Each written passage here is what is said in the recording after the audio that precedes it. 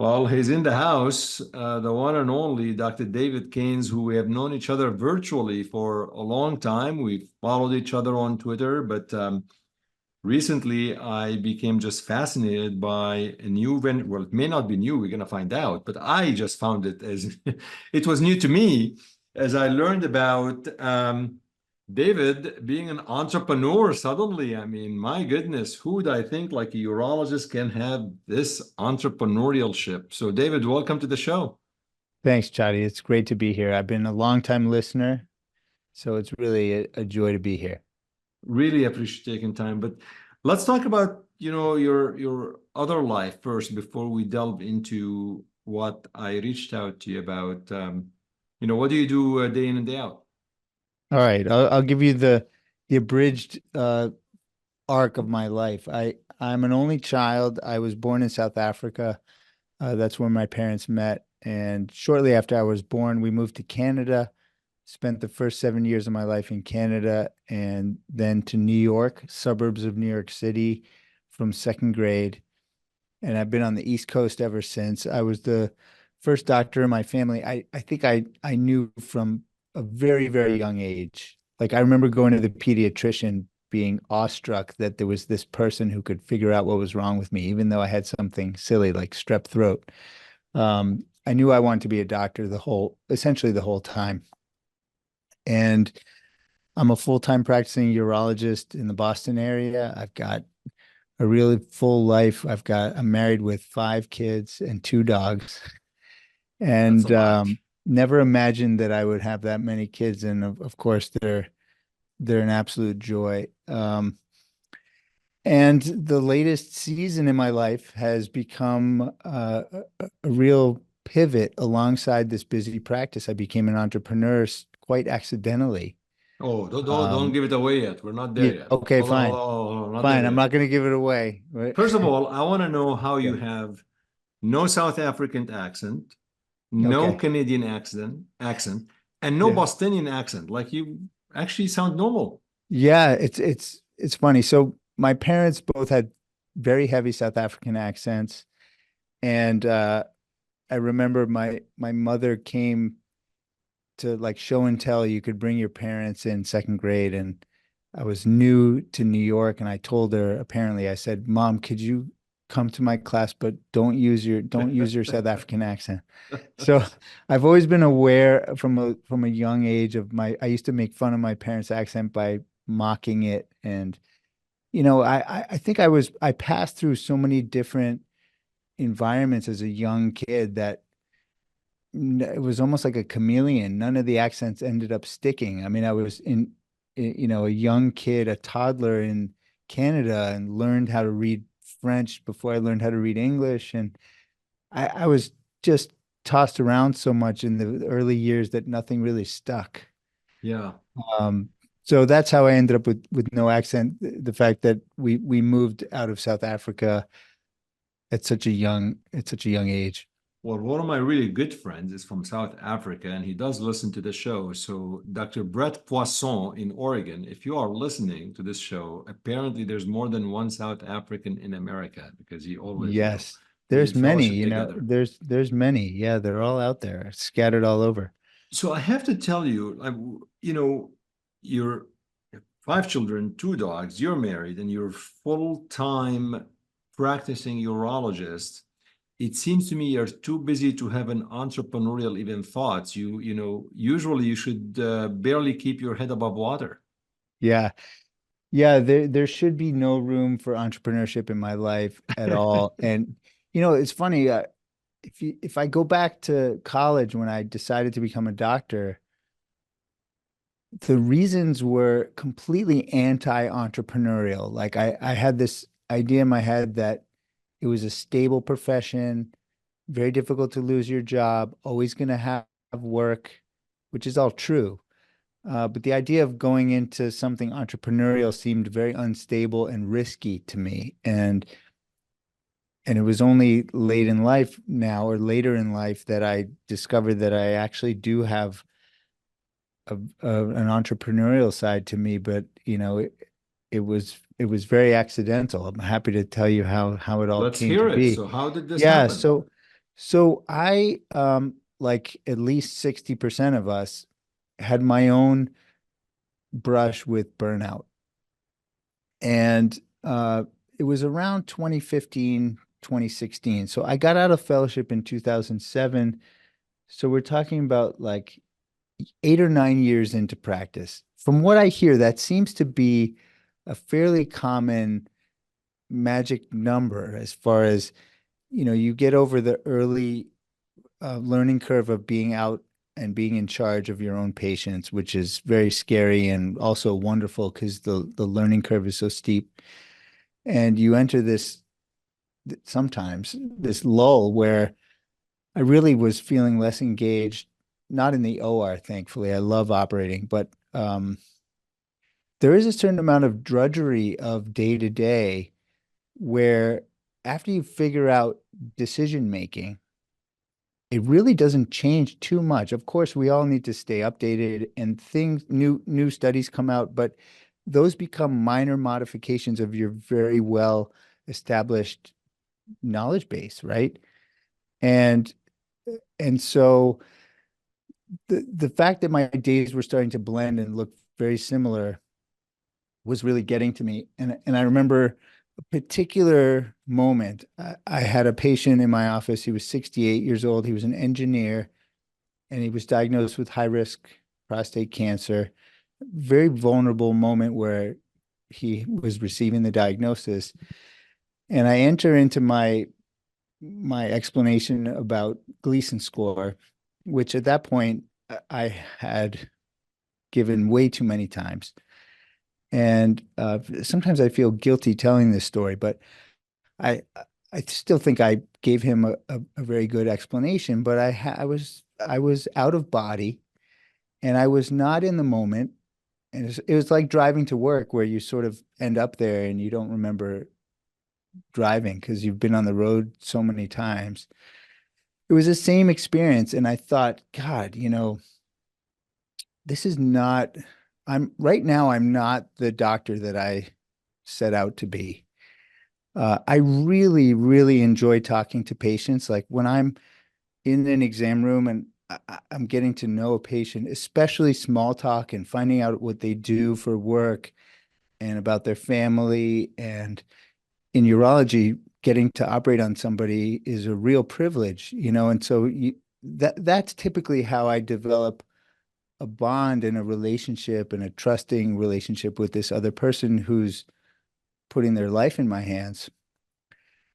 But it's during those talk tracks that I had that I felt like not like a human being, and it felt terrible. So I thought, God, first of all, I don't want to do this anymore, but there's got to be a better way.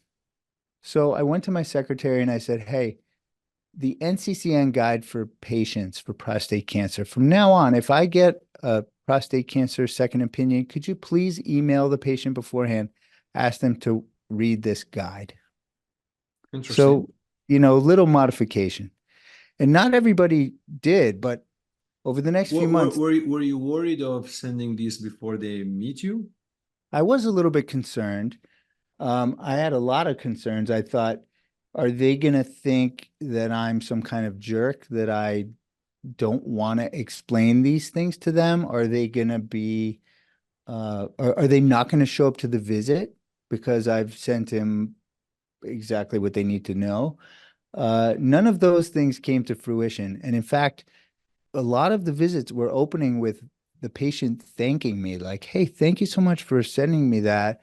That answered a lot of my questions, but now I brought up all these new questions that I What, didn't know I had. but Yeah. when you send this, like, what's the, I mean, so was it personalized with your signature on it? Was it your nurse, your assistant? Like, what was the context? You said, "Dear Mr. So and so." What would you actually So the say? context was actually, I was leaning on my staff and I said, hey, you're making this appointment. It's a second opinion visit for prostate cancer.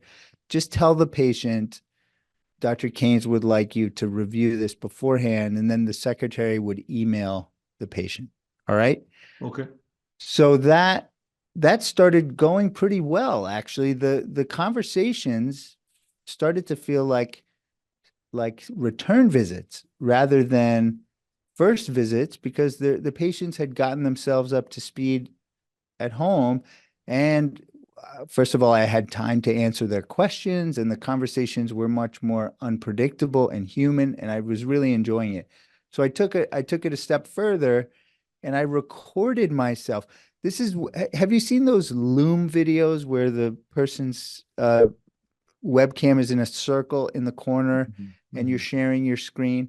Yep. So Loom is the most famous example of that. They just came out. So I said, you know what? I'm going to record a Loom video of me explaining the steps of robotic radical prostatectomy, because that's another one of my spiels that I'm frankly tired of listening to myself give. I'm going to record it once really, really well. It was like a 16-minute video. And now I'm telling my secretary, I want you to send them this video and the NCCN patient guide.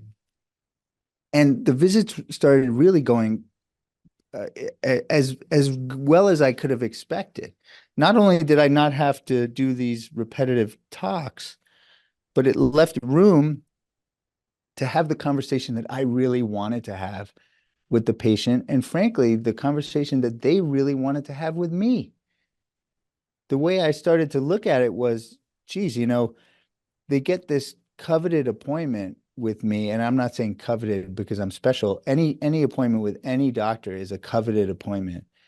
And I start to wonder, should that time be filled up with educating the patient about basic facts, or should that be time that is reserved for really personalized deepening of the patient's understanding? And the more I practiced this way, the more it seemed to me that it was like I was living in a future that I thought a lot of doctors would really enjoy. So And so that, you're yeah, cutting down some of the visit time of the same things that you would say in the visit. Like explaining the Gleason score is not going to change between patient A and patient B. exactly. Um, how much, I mean, we both know you don't want to overwhelm people, I guess. So you were sending them attachments and videos? Yeah, so this was really hodgepodge at this point. At this point I had no idea that I was ultimately going to start a company. Purely I'm scratching my own itch. I don't even have a good mechanism to send it. It's literally like I put on a Word file a bunch of links at this point, and because the resources started to grow, I started doing this in for more than one diagnosis in my practice. My secretary starts to get a little bit annoyed at me. And so right around this time, listeners that are familiar with social media and Instagram might know about a company called Linktree. So Linktree is a link aggregator, and Instagram and Twitter only let you have one link in your bio. And so a whole ecosystem of companies sprung up that would let you create this little landing page with as many buttons as you want. Are you familiar with that, Chadi? I am. I Yeah. am. So those companies start sprouting up, and I thought, all right, this is pretty cool. I'll use one of these to aggregate my educational materials, and that way my secretary only has to share one link with people. And I did that, and I would consider that to be a prototype of the company that I eventually spun up, which is called WellPrept. Um, but But again, that link will have it's a link to various videos, yeah, right? so it was a link to my favorite resources that I was starting to amass. Some of them were PDF, some of them were videos, some were my videos, some were other people's Did videos. you have people or patients that were not big fan of this? Like, I mean, did you get sometimes like a pushback or sometimes like, okay, I just want to meet you first before I just look at like, I don't want to look Yeah, at so so many I PDFs. never had that. I did have the patients with low health literacy who just were not going to read or interact with these resources any more than they would if you handed them a brochure face to face. They're not going to engage. And so those patients, the visits were the same as they ever were, and there was no changing it. But I never ran into a patient who was annoyed or didn't like it or wanted to wait. It was actually quite the opposite. Most of the patients said thank you because they were going to Google it anyway. And actually they received it like a gift. Like, now I don't have to Google it anymore. So Chadi, what I did was I asked a bunch of my urology friends in my immediate network, 10 people. I said, hey, listen, I've been trying this thing. It's totally changed my clinic. Would you try it out? Because I want to see if I'm crazy. I'll build you your own pages and try it out. And they were friends. So they said, sure. And not only did people like it, but a few of them reprinted their business card with a QR code of their, let's call it a knowledge base. Their patient education resources became such a key part of their clinic that they were handing out this QR code. And that was the moment where I thought, I've never started a company before, but there are other doctors who would love this. And now suddenly it felt like a mission to try to disseminate this idea. And to clarify, just to clarify, you're putting your own content, and then the other 10 doctors you're piloting this with, they're putting their own content. Well, It's not like are they cross-talking, like are they giving the link and their patients using your videos, or they're doing their own videos? Yes, some of them were using my videos. I set up pages for them with a bunch of really good content because people won't start from scratch. And this ended up being true with the actual software product And too. these are videos that are patient friendly, right? You're very talking patient as if friendly. you're talking to a patient. Exactly. Now some of what I realize, or at least my own observation, is that there are wonderful patient education resources that are open source that are on the internet now already. I'll just give you some examples. JAMA patient pages. They've been making JAMA patient pages for over a decade. Those are wonderful, but do they get in front of the right patient at the right time? I don't think so. Not very often. In the urology world, the Urology Care Foundation makes wonderful videos. The AUA makes videos. Seldom do I think that those videos get in front of the right patient at the right time. ASCO makes plenty of, the list goes on and on. And so what I decided, you started by asking me, how on earth can somebody with 5 kids and 2 dogs and a wife and a full-time practice? But when did you feel that there's, look, to form a company and things like that, there usually should be like a business model. Like it's, you can always, when did you feel that there's something there that you can actually have an incorporated company? Was there an aha moment? Did you consult with a business person, a financial advisor? Like, because we're not trained really in the business world, although I do have an MBA, but that's irrelevant. Yeah, so that's a good question. I'll answer that a few different ways. One is a very non-business business school answer. I've come up with a lot of ideas over the years. When I was a young doctor, one of my biggest mentors had invented a bunch of surgical devices that he patented that were very useful, and he happened to make a fair amount of money from those patents because they were such great devices. And my whole young surgical life, I was trying to think of devices to patent. And I never thought of anything worth pursuing. One of the signs of a good idea, I think, is if it doesn't leave you alone. Mhm. And as soon as I thought of this idea and I showed it to a bunch of friends who also sort of fell in love with it in their own clinics, the idea just would not leave me alone. That's a good sign that it's potentially something worth pursuing.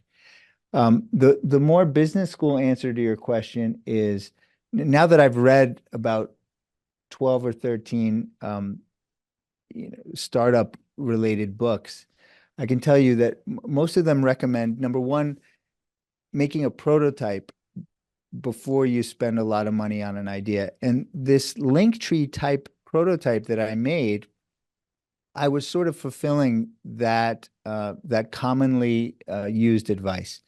That's number one. The second thing they usually say is see if you can get somebody to pay for your thing, even if it's a prototype. As it turns out, the entire urology department at Fox Chase was willing to pay for this prototype before it was even version 1.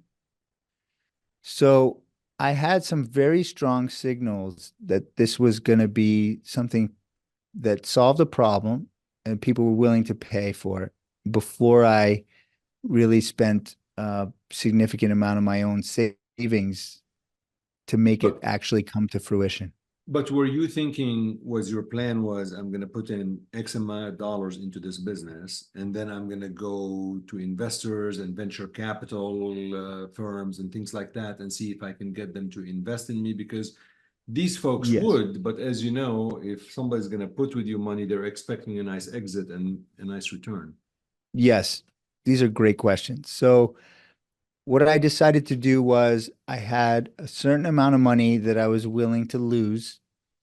As I told you, I became intensely passionate about this whole idea of pre-educating patients before they showed up to clinic. It became like an obsession. All right. I had a certain amount of money allocated, and I needed to hire some software developers to actually develop version 1 of the product. And my goal was to get enough early traction so that I would be able to raise an initial round of funding. And so that's exactly what happened. When it was just me and me only, I directed a group of software engineers to build the first version of what would become WellPrept, where a doctor could actually make their own account and build um, their own knowledge base of their favorite resources and send them to patients. And so my thought was that as far along as I could get this idea, the more of a story I could build that would be compelling to a group of investors. And this, so there are two things here. What's unique to me, look, I mean, everybody can go on the internet and can Google Gleason score and they can get information. What is Yes. so unique about this is I'm hearing this from the doctor I'm supposed to see. And I think that may be a minor tweak, but it's so important because you're personalizing the information. This is to me, this is the how fascinating this is. The other thing is that this, I mean, you're a urologist, but frankly, anybody could use this. I mean, right? Yes. It doesn't have to be urology specific.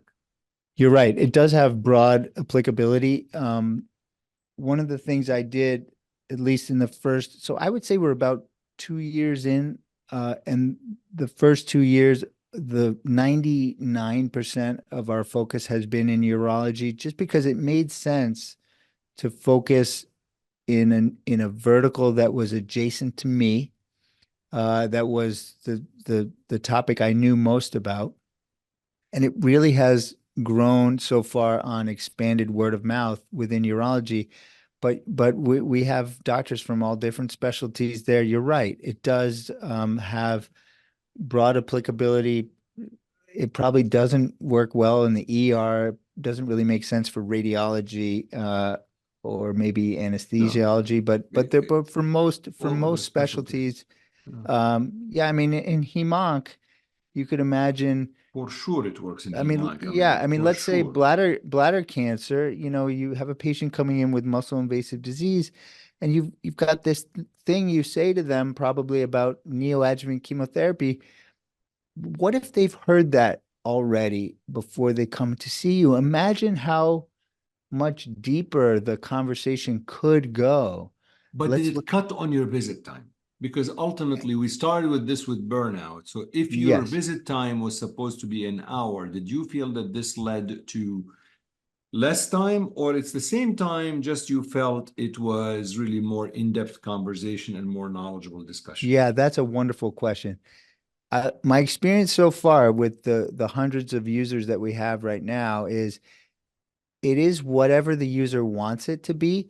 If and it really depends on the doctor. Some would like the visit to be shorter, and it certainly could be used that way. The greatest thing about that is that when it's shorter to the patient, it still feels like Yeah. an amazing experience. So you're not shortchanging the patient. It's a way of giving the same amazing experience, or maybe even a little bit better in a shorter amount of time. Other doctors are like, you know what, I'm fine spending the same amount of time in the room, but the conversation is so much more fulfilling for the doctor and for the patient. And on face value, I have to say, it might sound selfish to want the conversation to be more fulfilling for you, the doctor, but I really think that that's why this is so important. I mean, if you're going to do something for 35 years, it better damn well be fulfilling for you too. So did your You know, burnout, did you feel your burnout got better?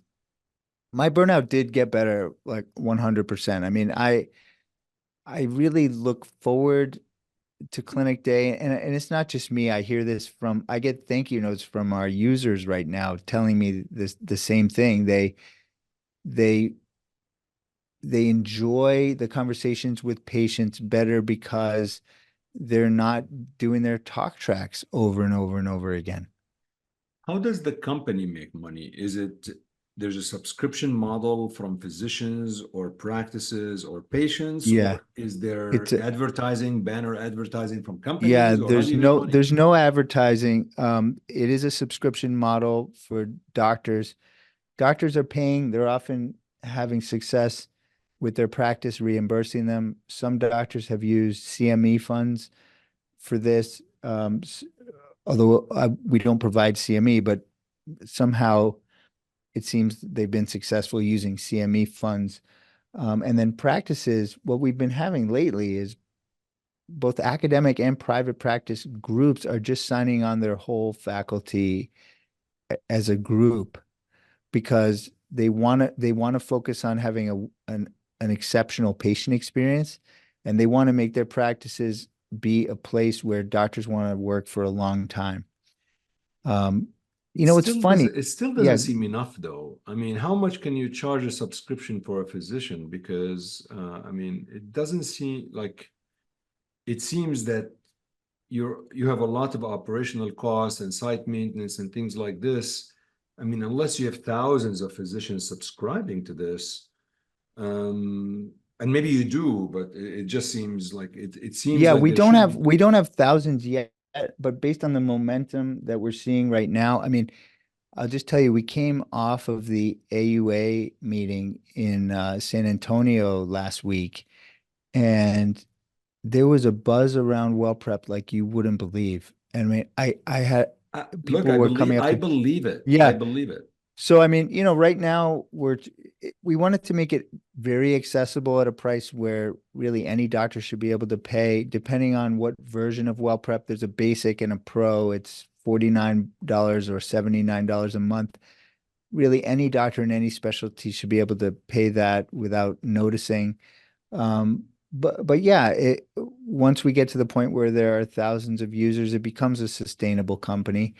Um, but as you said, it really has broad applicability to really any specialty. So, I'm not really worried about the sustainability of the company. I think it'll be okay if doctors find out about it, um, which seems to be happening organically, which is really exciting.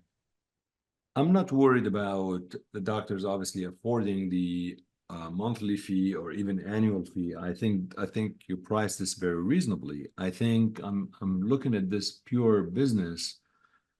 I mean, you have a lot of operating costs, right? In terms of site maintenance and things like this. And do you have any employees in the company, or is it just Yeah, so we you have and employees. I hear what you're saying. Yeah, we have employees. We're still small now. We have software developers. We have chief operating officer, chief marketing officer. We're still quite small. Um, Hmm. One of the decisions we faced, and maybe this is what you're getting at, as an early stage company is, do we go the advertising or supported by industry route, or do we try to keep this doctor supported? We're trying to do the latter. We're trying to keep it doctor supported because it really is a really simply something that I made that I found helpful that I know other doctors will find helpful too. There's something that could happen when it becomes industry supported. Doctors can feel like, what is happening here? Is this a Trojan horse for something else? And it really isn't. You know what I'm saying? no, no, no. I Um, think the optics, I understand the optics. yeah. I'm just trying to think if people are investing in your company, if there's a VC investing in your company, they're thinking a little bit more, okay, this is great venue, it's new, it's different. But to get our money back, we need to have significant revenue and all of this. So, for example, are you able to track, you know, articles or videos that are being looked at or clicked on? And are you able to tweak that to say, look, I mean, this article that Dr. Scott Egner, who is a good friend of mine, just put on this thing is like nobody is clicking on it, and that's data. I mean, I don't know why. I'm trying just to think about how do you monetize a great idea to become a very successful business idea that is like, I see you on Yeah. CNBC. Yeah, I mean, these are very, very insightful questions. I think that with more traction, there will be more opportunities and other Yeah. ways to monetize. Right now, maybe not, maybe naively so, I'm so excited just about helping as many doctors as I Yeah. possibly Yeah. can. And How are you reaching the non-urologists? Obviously, in the urology world, you know a lot of people. What's your plan? Like, how do you reach out cardiologists? I think Hemonic, obviously, I really believe, hopefully a lot of you folks will listen to this podcast and check out your website and subscribe to it. But how do you reach out to other doctors? Yeah, so I mean, again, that's a wonderful question. We are trying to do so organically. Amazingly, the specialties where we have other doctors right now, they found us on social media. We have a Yeah, very strong Twitter presence. just like Uh, me. yeah, just like you. I mean, Twitter in as far as I can see, nearly every specialty has a very strong community, and one person finds us and I don't know if you've ever read the book Crossing the Chasm, but it's a great book about the adoption of any new thing. Starts with early adopters and then moves on to early majority, etc. Early adopters, when they see WellPrept, they come to it and they instantly know because they've imagined something like it already, and they come to me literally almost exactly like this. My God, I always thought that I should do something like this, and I never imagined it exactly like that, but I want to try it right away. People from cardiology, hematology, oncology, OBGYN, even family medicine, the list goes on and on. One very interested person who totally gets it starts using it. And the wonderful thing about it so far has been that it's so impactful for that person that what do? They tell other people, they tell their colleagues, and it spreads from there. Um, so that's been how it's been happening, word of mouth. Podcasts have been very helpful too. I mean, I've been fortunate enough to have been invited on a number of podcasts already, and that really, really helps get the idea out in front of people who might not have stumbled upon it in another way. those have been the main ways. What do I imagine a couple years from now? I imagine a couple years from now that we will have scaled up enough to have a physical presence at more conferences around the country. Because face-to-face meetings also very powerful. ASCO How and old is the company now? it's only about 2 years old. So, do you think of what people call exit strategy? Is this something that you're going to build it, scale it up, and then some other education company will buy it out? Is this too early to ask? I mean, you're the CEO. It's one of the Yeah. things that CEOs have to Yeah, worry it's about. too, of course I have contemplated that question. I think it is a little bit too early to ask. Do I think that there are a number of companies out there where this would be an attractive bolt-on acquisition? Yes. I mean, it makes a lot of sense. But I'm purely focused on, you should have seen me at the AUA meeting. I'm like walking around with a grin on my face. I'm not making this up. I'm standing in the lobby and people would briskly walk, almost slow jog over to me, users of WellPrep that I had not met yet, who were not part of my immediate acquaintance or friend network, to say, Dave, I just wanted to say hello. This has changed my clinic and it makes my patients love it. Thank you so much. Just wanted to say hi. That was happening all weekend. And then, Amazing. people bringing their colleagues over. Hey, I want to introduce you. Can you please talk about starting WellPrept? How many do you have? Are you able to share? Obviously, you don't have to share anything that is not public, but like how many physicians are on the platform? Like, is it Yeah, hundreds we now? have at this point we have hundreds. It's less than 500, but hundreds Yeah. of users. And what's percent urology versus non-urology? Oh, I would say at this point it is at least 90% urology. 90% urology. I was given this advice from somebody who is on the business side of this, actually works in venture capital, who said, imagine this was very early on. Imagine you're trying to start a fire and you don't have kindling. If you hold a match in one spot on the log and just hold it there, you have a better chance than if you wave it all around and you keep moving it. And that really stuck with me. Urology's been the one spot on the log where we are holding the match. And if I had split my attention across all specialties very early on, I think that would have been a really good way of making this fizzle out. But No, now that actually, you're yeah, completely on the right track. Being focused on deep yes, is key, and you've already done that. I think now you've been focused deep, so you've done that. Now the question is, how do you grow it? yes. To me, it's really amazing.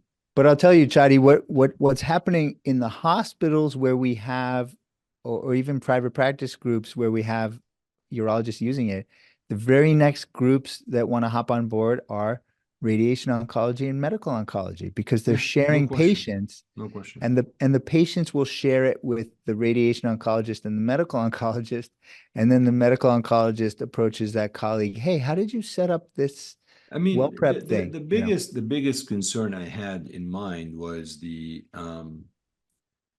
would there be a little bit of not too personalized. Let me share with you. We have some time. I just want to share with you an experience that I had Yes.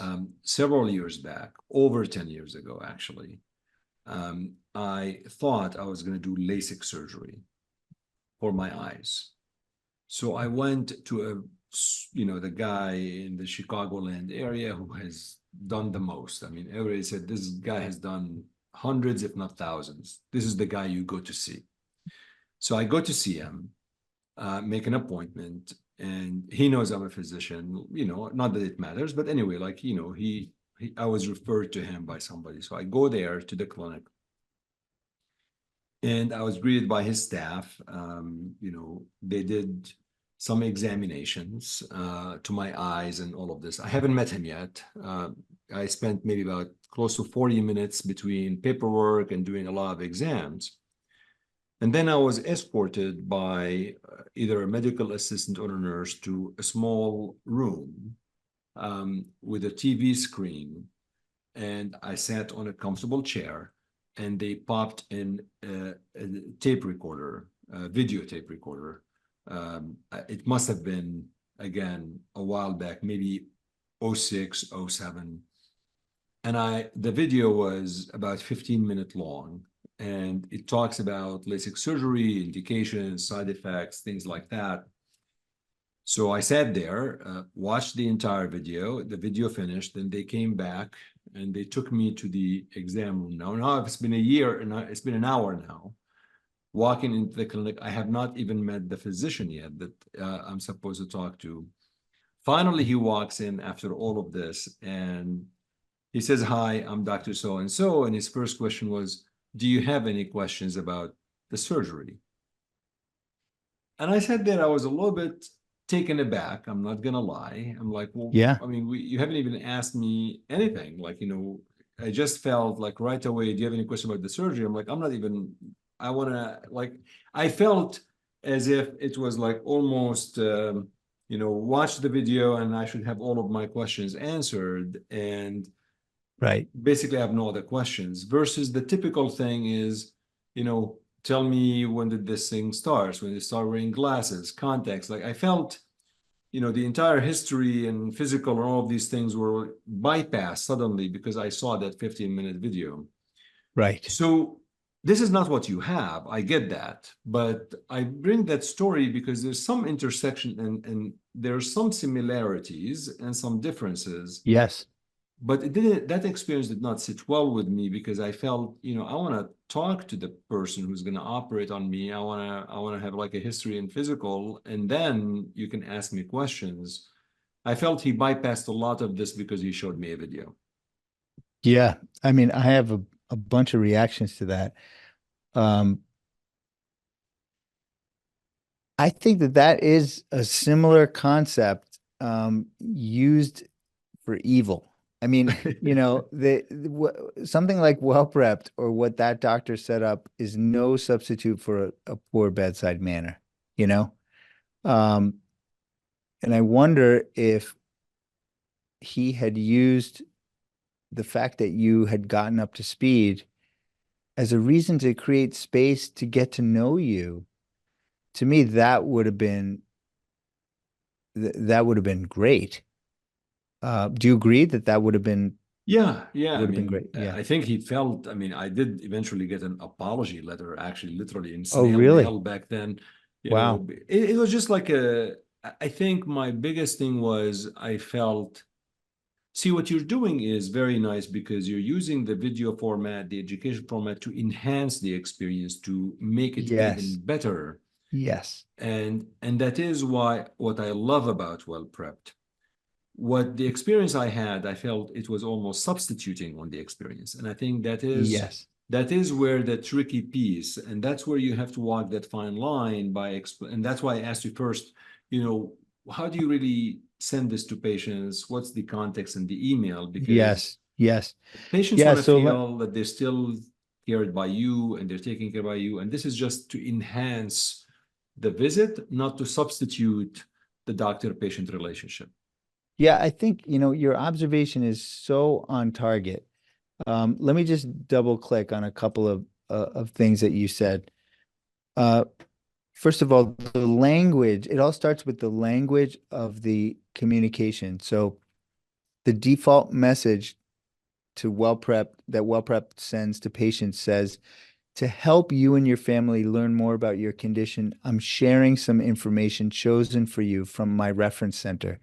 Please feel free to share this with whoever you like. I look forward to discussing how you're doing during our next office visit. We chose that really warm tone, doesn't sound scary, sounds like the doctor's still very interested in the patient's well-being. So the whole tone, Agreed. the whole tone starts with the way the message is phrased. But listen, something like WellPrep used for evil would be as an excuse to not talk to your patients. And there it's going to completely flop. Here's how I would phrase it, to you and to all your listeners is, and I'll keep repeating this till the day I die. If we can just think back to when we were in college and we decided that we wanted to become a doctor, usually we did some volunteer work or we shadowed somebody for a day or something. Some light bulb went off that made you say, I want to do this.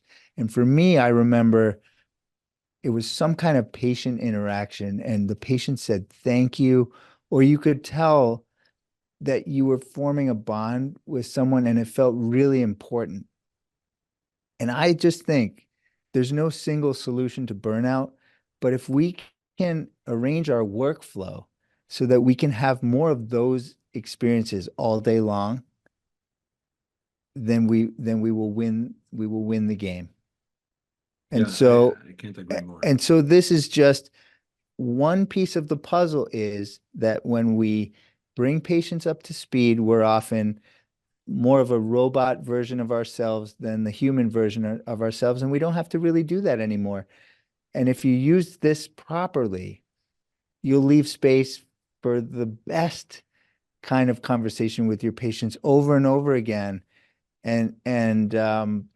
So that's sort of the vision, and that's what's happening already. And I hope that sort of puts it in perspective. David, congratulations, really. I mean, I genuinely say this. I find this fascinating. I find it so good. And I don't say this lightly. I mean, I think I've told you this before. I think it resonates with a lot of people who have had clinic, who've seen patients who had to repeat themselves again and again. And sure, I think you can tweak the message. I do think videos need to be updated when there's new information, all of these things. And I'm sure you work on that with your staff. But there's no question in my mind that this hopefully cuts into some of the repetitive nature of all of these visits. I mean, imagine a scenario where again, the patient is getting the link, they go into this, and they're being advised which videos to watch or which articles to read.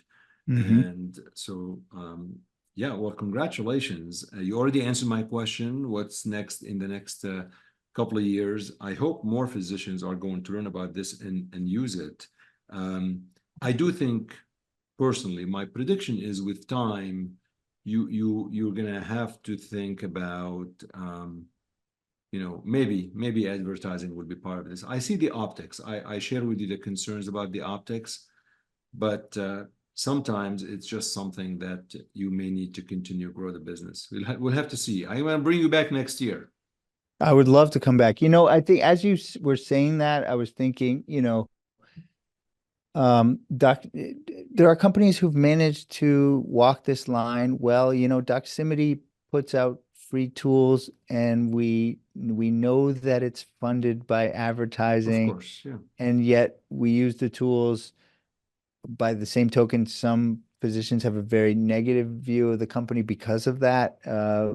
People are split, but yes, I think your point is very well taken.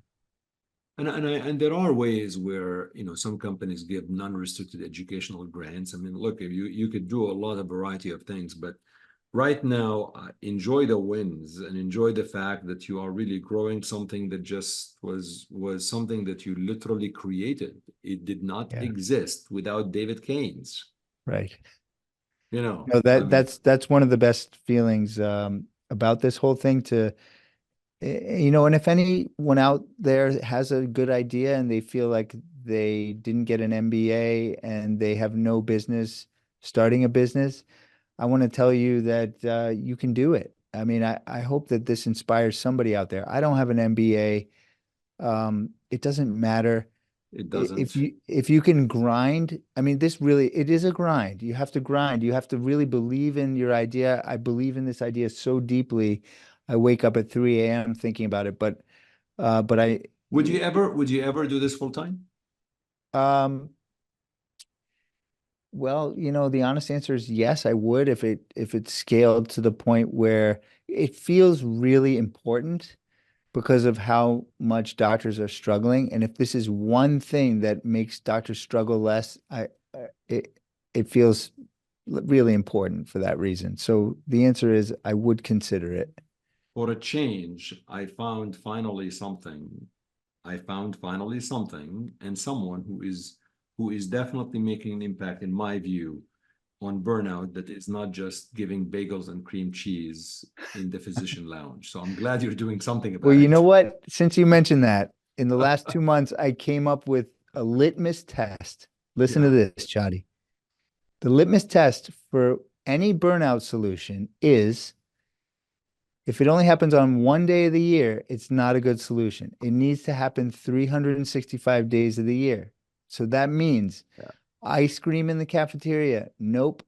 Pizza, no. Buying people massages, nope. It had, paying for a scribe for everyone. Yes, that's 365 days. Something like WellPrept to pre-educate patients. Yes, please. Having the EHR gurus go to every doctor and help them maximize their templates and their order sets. Yes, that would work. That would help people 365 days from that. So that's the new litmus test as far as I'm concerned for any initiative. And you're absolutely correct. And A, when you are on CNBC with Jim Cramer, do not forget us. B, I'm very glad that you gave my podcast and my platform the opportunity to speak with you. And C, if there's anything I can do to help, I will absolutely, because it's something, in my opinion, unique, different. It does have an impact on patients. It does have an impact on physicians. And it's looking at the education in a very different format. So congratulations, my friend. Amazing. Thank you. Thank you for having me on. It's been so much fun.